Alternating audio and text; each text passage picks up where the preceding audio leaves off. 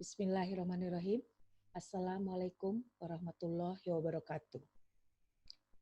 Ibu akan memberikan informasi mengenai pengganti ujian nasional atau UN yang kita telah melaksanakannya setiap tahun, yaitu ujian nasional berbasis komputer UNBK.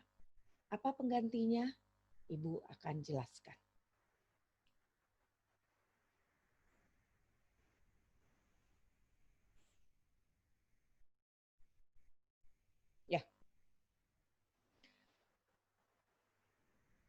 Mendikbud secara resmi itu mengumumkan bahwa di tahun 2021 atau tahun pelajaran 2020-2021,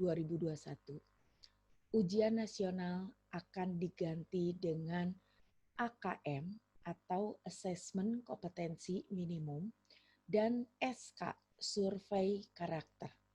Ya.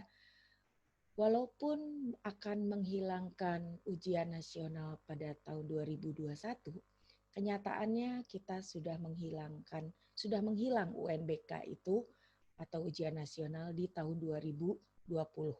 Ya, hanya 2020 tidak terencana dikarenakan COVID. Kalau 2021 itu terencana diganti menjadi AKM dan SK. Seperti apa AKM dan SK? Ya. AKM yang tadi disebut adalah Assessment Kompetensi Minimum dan SK adalah Survei Karakter, dilaksanakan di tengah-tengah jenjang, yaitu di kelas 8. Kalau UNBK dilaksanakan di akhir jenjang atau di kelas 9. Mengapa sekarang AKM di kelas 8? Agar guru-guru bisa melakukan perbaikan ketika kalian sebagai siswa tidak maksimal dalam pengerjaan AKM dan SK. Kalau dulu UNBK dilakukan di akhir, ketika anak nilai matematikanya jelek, kemudian nilai IPA-nya jelek, ya sudah, karena dia akan melanjutkan ke SMA. Ya, dari dulu UNBK itu adalah tidak berpengaruh kepada kelulusan. Tetapi kenyataannya setiap kalian akan masuk ke SMA selalu ditanya NEM-nya berapa. Kemudian apa bedanya UNBK dan AKM serta SK? Kalau UNBK diteskan adalah 4 mata pelajaran, yaitu bahasa Indonesia, bahasa Inggris, matematika, dan IPA. Kalau AKM yang dilihat kemungkinan besar semua mata pelajaran masuk ke situ. Seperti layaknya di SD itu tematik. Jadi tidak ada mana pelajaran yang lebih penting, mana pelajaran yang tidak penting. Semua nanti akan ada di AKM dan SK. Ya. Nah, AKM dan SK itu yang diujikan adalah bukan soal misalnya matematika mencari volume, maka dia harus hafal rumus.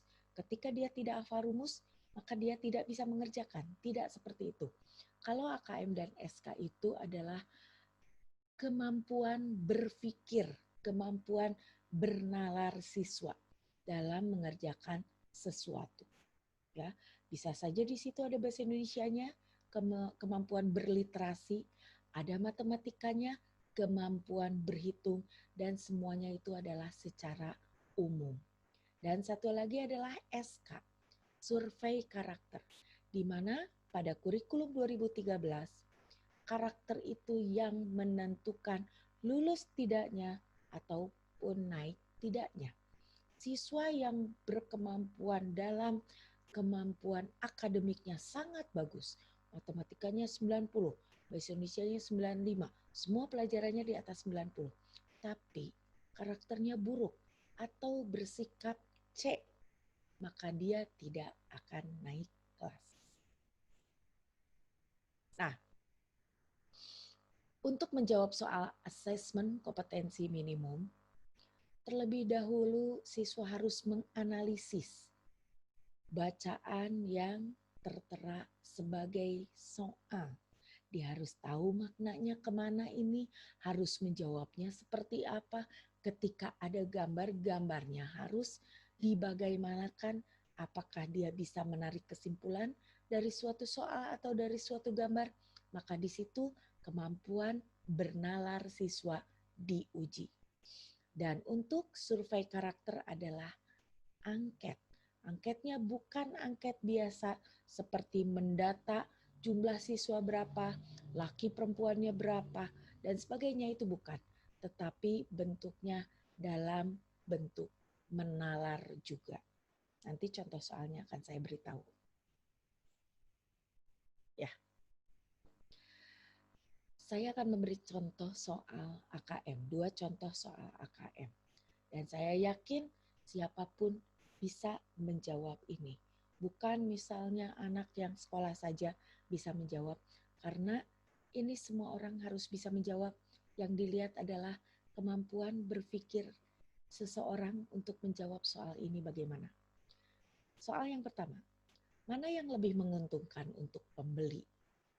Jika ada sebuah gambar promosi toko A dan toko B. Toko A menuliskan diskon 30% ditambah 20%. Toko B diskon 40% ditambah 10%. Sekilas orang memandang ini sama-sama 50%. Tetapi pemikiran setiap anak berbeda-beda. Anak kembar aja mungkin berpikiran berbeda. Apalagi orang yang tidak sedarah, maka dia akan berpikir berbeda. Apakah pemikiran berbeda mengartikan satu benar, satu salah? Tidak. Yang dilihat adalah proses berpikir siswa. Jadi kalau ada 2 siswa yang duduk berdampingan, kemudian menjawab soal yang persis sama, dan menjawabnya dari A sampai Z, dia berlaku sama, maka itu patut dicurigai dan soalnya nanti didiskualifikasi. Ya. Karena itu tolong yang dilihat adalah cara berpikir siswa. Dalam UNBK soal tetap yaitu matematika 40 soal, bahasa Indonesia 50 soal. Kalau di sini soal setiap anak bisa berbeda-beda.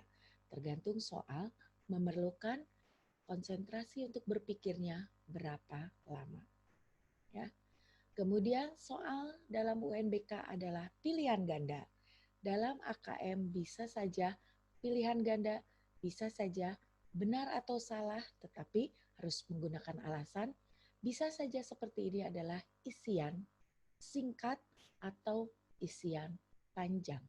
Ya, jadi setiap orang berbeda-beda. Kemudian contoh soal yang kedua. Apakah keduanya mempunyai arti yang sama? Jika toko C promosinya adalah semua bayar setengah harga. Kemudian toko D adalah promosinya beli 1 gratis 1. Dua-duanya mempunyai arti 50%. Tetapi apakah mempunyai arti yang sama? Itu silahkan siswa menjawab apa yang dia pikirkan tentang soal di atas.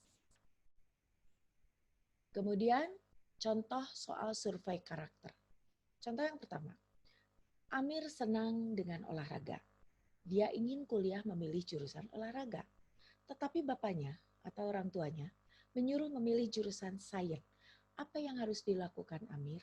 Jadi di sini siswa menempatkan diri sebagai Amir. Bagaimana jika dia menyenangi olahraga, tapi dia ingin memilih jurusan olahraga? Tetapi siswa, orang tuanya menghendaki jurusan lain. Apa yang kamu lakukan? Di sini mungkin aja anak ada yang menjawab, saya akan memilih tetap olahraga karena saya yang akan kuliah. Atau mungkin saja saya akan mengikuti kehendak orang tua karena orang tua yang membiayai. Atau mungkin ada jawaban yang lain yang kita tidak tahu apa yang ada dalam pikiran siswa. Contoh yang kedua, Doni akan mengikuti seleksi. Materinya adalah agama, Pancasila, bahasa Indonesia, matematika. Tetapi dia lemah matematikanya, artinya dia tidak bisa matematika. Apa yang akan dilakukan Doni agar tesnya lulus? Banyak ada kemungkinannya. Dia akan mengabaikan matematika mungkin. Atau dia akan mengasah matematika agar bisa mungkin. Jawabannya mungkin apa saja terjadi. Ya. Yang terakhir adalah, nah dari awal diceritakan bahwa UNBK ditiadakan dan diganti. Apakah ujian-ujian yang lain jadi tidak ada? Tidak. Nanti di bulan November, siswa-siswi akan mengikuti PAS, penilaian akhir semester. Jika kita masih dalam posisi PJJ, pembelajaran jarak jauh secara daring, maka ujiannya pun daring. Tapi kalau ternyata kita sudah bisa tatap muka, maka ujiannya adalah nanti di kelas. Kita tidak bisa menerka apa yang akan terjadi. Kemudian nanti apakah ada ujian praktek? Ujian praktek sedang dikaji. Masalahnya akan ada perkumpulan kelompok yang takutnya nanti tidak boleh. Kalaupun ada, sistemnya kita rubah menjadi mungkin perorangan, tidak ada perkelompok. Kemudian USBN apakah akan tetap dilaksanakan? Tetap dilaksanakan. Berganti namanya. USBN menjadi US, tidak ada embel-embel nasional. Maksudnya apa sih bedanya USBN dengan US? Kalau yang berembel-embel nasional, maka yang membuat soalnya adalah pusat. Soalnya sama untuk semua daerah. Tetapi untuk ujian sekolah yang tanpa embel-embel nasional, yang dibuatnya adalah oleh sekolah. Guru lebih tahu siswanya sudah materinya sampai di mana. Materi siswanya tidak mungkin yang tidak diajarkan tapi diteskan. Nah, karena itu USBN menjadi US, menjadi keleluasaan sekolah untuk membuat soal sendiri. Ya. Nah, itu cerita tentang AKM dan SK survei karakter yang akan kita laksanakan tahun depan di 2021 di bulan April untuk kelas 8 yang memang haknya kelas 8 dan untuk kelas 9 karena kelas 9 UNBK-nya sudah tidak ada, kelas 8-nya terlewat, maka dia akan berbarengan dengan kelas 8 mengikuti AKM, Assessment, Kompetensi Minimum, dan SK, Survei Karakter. Demikian penjelasan dari saya. Terima kasih. Wassalamualaikum warahmatullahi wabarakatuh.